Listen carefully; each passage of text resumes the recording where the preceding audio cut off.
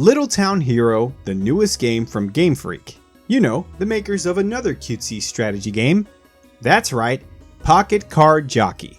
Oh, and also the Pokemon series, which includes the 2 upcoming Pokemon Sword and Shield, but we don't want to talk about that because people are bashing the trees even though it hasn't come out, and people always want to jump to conclusions, be armchair developers, but I digress. This video is about Little Town Hero. What is this game? Let's first talk about the story. Little Town Hero has you playing the role of Axe, a young boy from a village cut off from the rest of the world. All Axe wants to do is to leave his village to go off exploring outside its borders.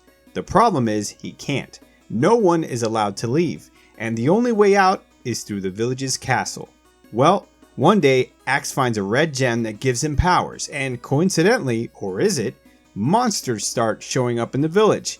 It's up to Axe and his friends to find out what's behind all the monster attacks and unlock the secrets of the gem. The story is actually not too bad. It starts off innocent and cutesy, but eventually goes into a bit darker and more mature theme about love, loss, and duty.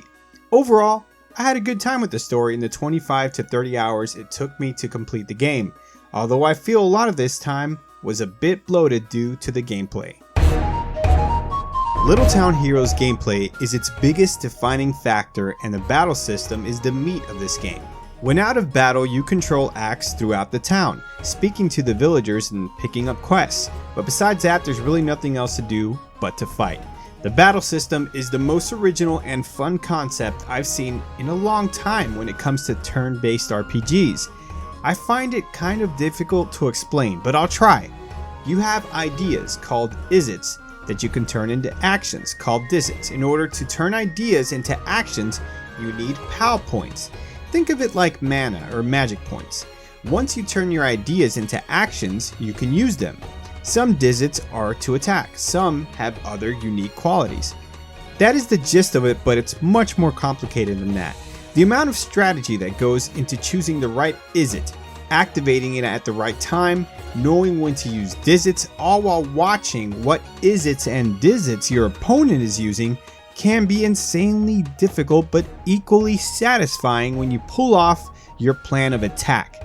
In boss battles, after every turn, you move around the town, and depending on what space you fall, you can use your friends and the villagers as support to aid you in battle. The battle system rocks when things fall your way, which is also a bit frustrating to think they kind of squandered it on this game. The main issue I have is with the RNG, or how much it's defined on luck. Too much of the battle system is predicated to you receiving a good hand, so to speak. Some battles are just gonna be impossible for you to win if things aren't going your way. It can be absolutely brutal, but it's also not consistent. There were battles where I was obliterated, only to replay the match and win easily. At first I thought the game had some kind of hidden feature where it makes it easier for you to win when you lost, but that theory went out the window when at more than one point in the game I lost to a boss more than a dozen times each. There's no going back and getting stronger, there's no difficulty setting. It can just get extremely hard, and there's nothing you can do but lose and lose until you get a run where everything, the ideas you roll, the ideas the boss rolls, the rolls you get when you're moving across the map, and more, just go your way. Not all the battles in this game have this issue, as some battles are pre-scripted and act more like puzzles where every move has already been chosen for you. These were okay, but I prefer the battles where you are more in control of making your own strategy. I also love the skill tree and you being able to power up your isits and dizits. I did find that after you had them powered up, it almost felt like the battle system was meant to be played with the power-ups. Like this might have needed some more optimization, especially early on. The music in Little Town Hero is good.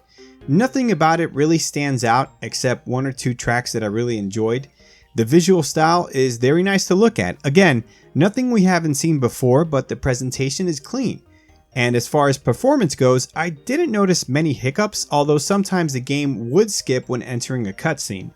I did want to mention the camera in this game is pretty bad. There aren't a lot of options to zoom out just to look at the surroundings, and when running around town, sometimes the camera for some reason wants to point at the ground while you run.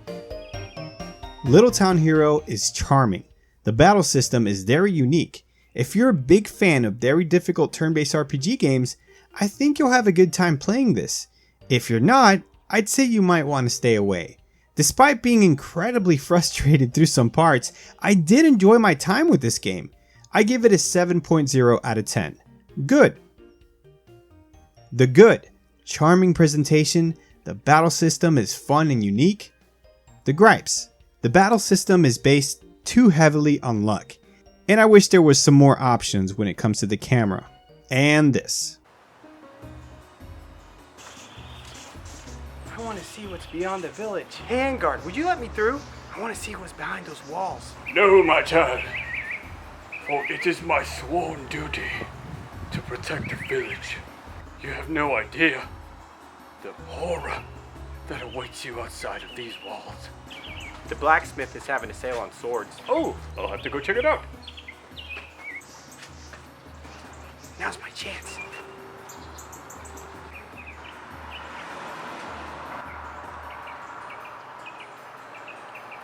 Well, this ain't so bad. Oh no, what is that? Look at that tree! It ruins everything! Everything! Everything is ruined! It's ruined!